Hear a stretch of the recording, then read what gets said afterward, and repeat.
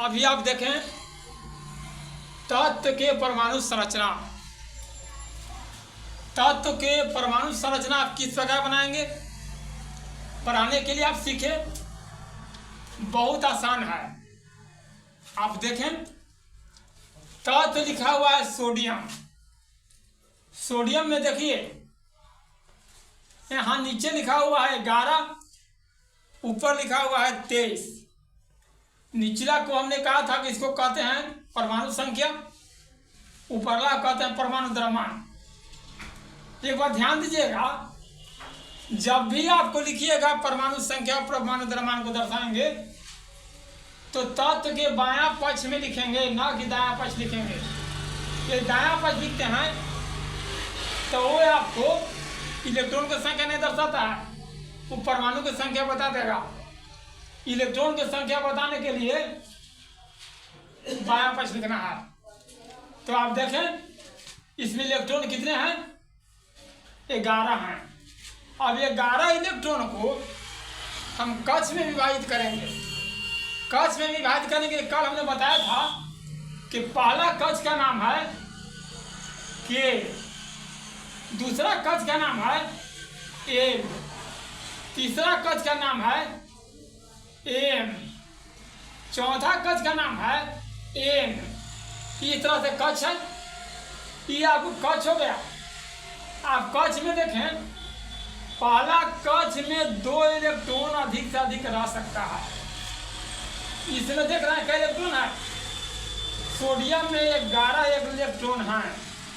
तब पहला कक्ष में 2 इलेक्ट्रॉन, दूसरा कक्ष में अधिक से अधिक 8 इलेक्ट्रॉन रहेंगे।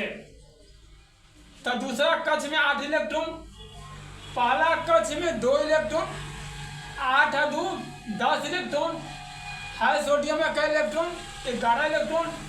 कई इलेक्ट्रॉन बच गया, 1 इलेक्ट्रॉन बच गया। तीसरा कक्ष में 1 इलेक्ट्रॉन।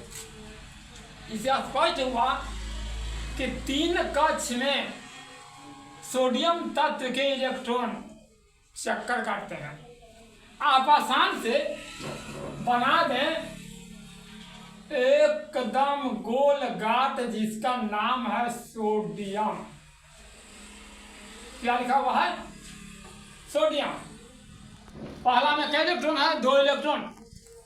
तो इस पर 2 इलेक्ट्रॉन को कक्ष पर लिख दें, बिंदु जो हुआ इलेक्ट्रॉन को दर्शाता है। अब आता है, बना लीजिए दूसरा कक्ष। दूसरा कक्ष में कहता है 8 इलेक्ट्रॉन है, तो इस पर 8 इलेक्ट्रॉन को दर्शा दीजिए। 1 इलेक्ट्रॉन, 2 3 4 5 6 7 8 इलेक्ट्रॉन हो गया। 8 इलेक्ट्रॉन हो गया।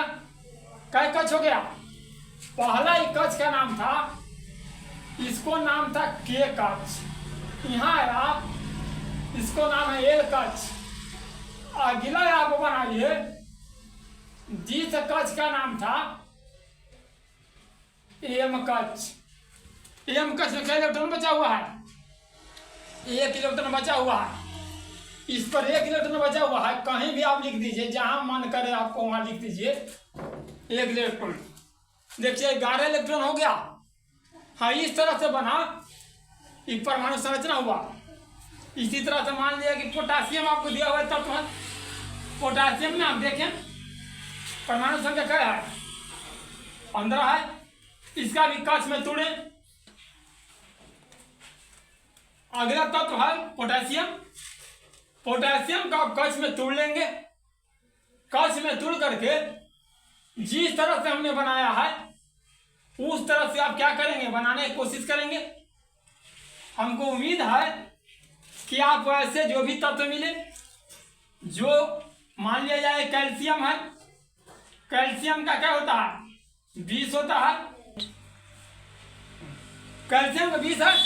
यहाँ देखिए कहाँ 20 लिखे हैं, यहाँ भूल कर भी 20 नहीं लिखिएगा। जब भी यहाँ 20 लिखिएगा तो आप समझ जाएं कि इलेक्ट्रॉन को नहीं दर्शा रहा है। तो कहाँ लिखेंगे, बायां साइड लिखेंगे। तो यहाँ नहीं लिखेंगे, कहाँ लिखेंगे, बायां साइड 20 लिखेंगे, ऊपर क्या लिखेंगे, 40 लिखेंगे। आप समझ गए इलेक्ट्रॉन की संख्या क्या है, 20 है।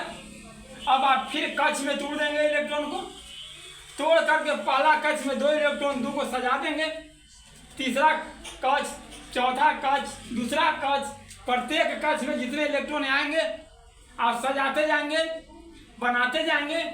इस तरह से आप अपना मन से 10 तत्व को लिखकर उसके इलेक्ट्रॉनिक विन्यास, उसको आप संरचना सूत्र बनाने का काम करेंगे। हमको विश्वास है कि आप अवश्य अब संरचना सूत्र बना देंगे। इससे आपको आता है 2 नंबर का, हर परीक्षा में आता है 2 नंबर का, बनाने आ जाएगा। समझ में आ गया तो आप शेयर करें, अपने साथियों में बांटें, आपका भी इससे आपको ज्ञान बढ़ेगा और मेरा भी इससे मान बढ़ेगा।